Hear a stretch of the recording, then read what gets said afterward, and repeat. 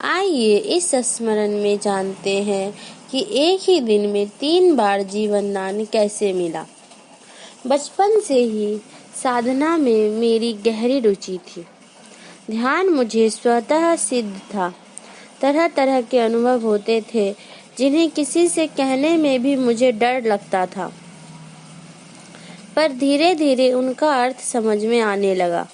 एक दिन ना जाने कहां से एक महात्मा मस्तिष्क आए और धूनी जलाकर बैठ गए।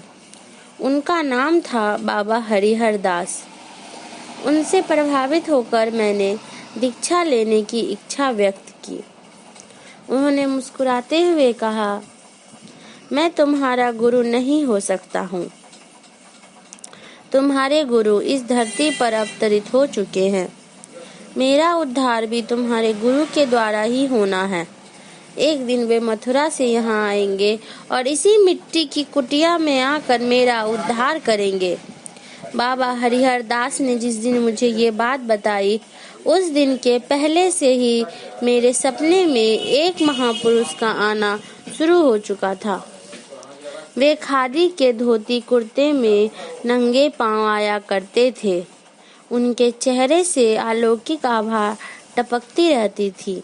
जब भी वे मेरे सपने में आते, मैं यंत्र चालित सा उनके चरणों में अपना माथा टेक देता। फिर वे मेरा सिर सहलाकर मुझे आशीर्वाद देते और बिना कुछ कहे वापस चले जाते। बरसों तक यही क्रम चलता रहा, लेकिन एक रात ऐसी भी आई जब उन्होंने अपना मौन तोड़ दिया। अंतरंगता से आप्लावित शब्दों में उन्होंने मुझसे कहा, अभी कितने दिन यहाँ रहना है?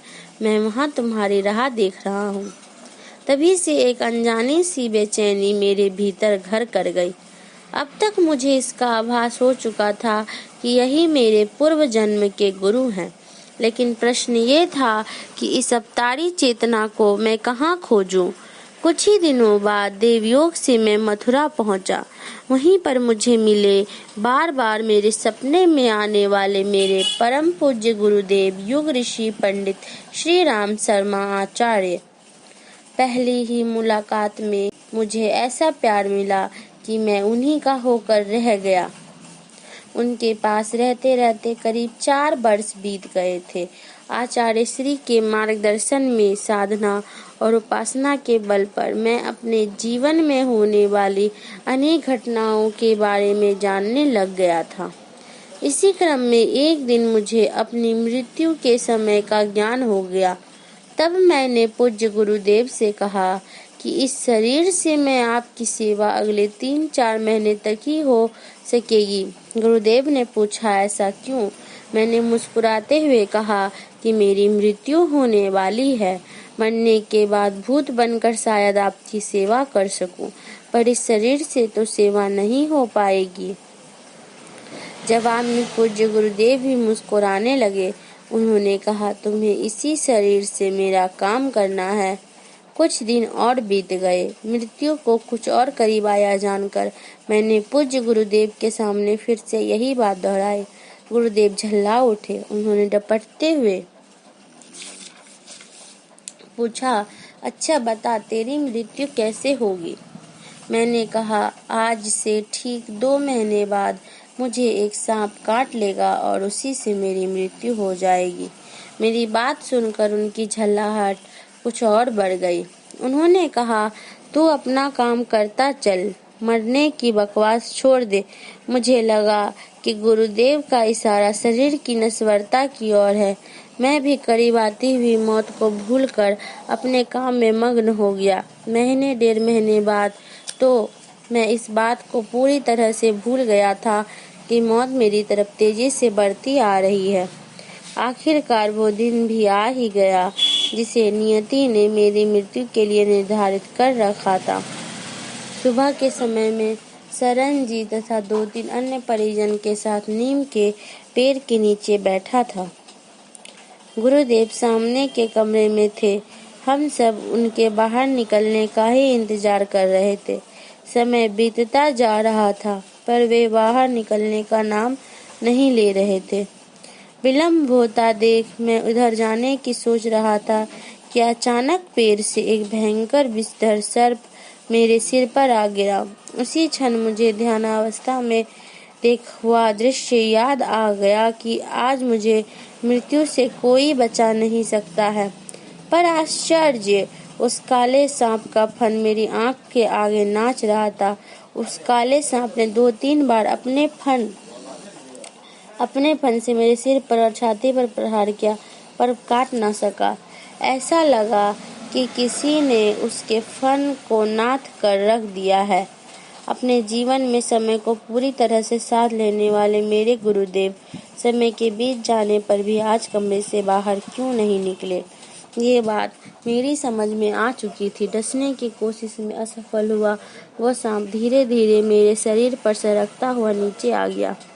अब तक वहाँ कुछ और लोग भी जमा हो गए थे। सबने मिलकर उस सांप को मार दिया। तब तक वहाँ इस बात को लेकर कोहराम मच गया कि शुक्ला जी को सांप ने काट खाया है। गुरुदेव अपने कमरे से निकले। इन सारी बातों से अनजान बनते हुए उन्होंने पूछा, क्या हुआ शुक्ला? मैंने मरे हुए सांप को दिखाते हुए कहा कि यह सर्प मेरा काल बनकर आया था। लगता है मैं बच गया। गुरुदेव ने गंभीर स्वर में कहा, इस सर्प को मारना नहीं चाहिए था। किसने मारा? किसी ने मुंह नहीं खोला। सभी सिर झुकाए खड़े रहे। वातावरण को सहज बनाने के लिए गुरुदेव बोले, खैर जाने दो, ध्यान कर लो, स्नान कर लो। पूज्य वर की शक्ति सामर्थ्य से अभिभूत होकर मैं स्नान करने के लिए चल पड़ा। उस दिन भी रोज की भांति दोपहर के बाद वाले कार्यक्रम में परम वंदनीय माता जी के गायन में मुझे तबले पर संगत करनी थी। मंच पर सारी व्यवस्था हो चुकी थी। तबला, हारमोनियम रखे जा चुके थे। माता जी के लिए माइक सेट करना था। जैसे ही मैंने माइक को पकड़कर उठाना चाहा, मेरा हाथ माइक से चिपक गया। माइक में 240 वोल्ट का करंट दौड़ रहा था। अपनी पूरी ताकत लगाकर मैंने हाथ झटकना चाहा, पर झटक नहीं सका। फिर मैं चीख कर बोला, लाइन काटो। मुझे लगा कि अब मेरी मृत्यु निश्चित है। सुबह सांप से तो बच गया, पर बिजली की इस करंट से बचना असंभव है। लेकिन मेरी और मेरी मौत के बीच तो पूज्य गुरुदेव की तपश्चर्या की ताकत दीवार बनकर खड़ी थी। उन्होंने भेदक दृष्टि से बिजली की तार की ओर देखा और तार का कनेक्शन कट गया। बाइक ने मेरा हाथ छोड़ दिया और मैं झटके से नीचे गिर पड़ा। सब लोग दौड़कर मेरे पास आ गए। पूज्य गुरुदेव भी स्थिर चाल से चले आ रहे थे। लोगों ने उन्हें रास्ता दिया। उन्होंने पास आकर पूछा, कैसे हो बेटे? बोलना चाहकर भी मैं कुछ न बोल सका। ऐसा लग रहा था जैसे पूरे शरीर को लकवा मार गया हो। डॉक्टर बुलाए गए, पर उन्होंने कहा कि बिजली का झटका बहुत जोर का लगा है। इसका असर मस्तिष्क पर भी पड़ सकता है। ठीक होने में कम से कम 3 महीने तो लग ही जाएंगे। डॉक्टर के चले जाने के बाद पूज्य गुरुदेव ने कहा कि इसके सारे शरीर में सरसों के तेल से मालिश करो। संगीत का कार्यक्रम स्थगित कर दिया गया। मैं अकेले में बिस्तर पर लेटा हुआ गुरु सत्ता की सर्वसमर्थता पर मुग्ध हो रहा था।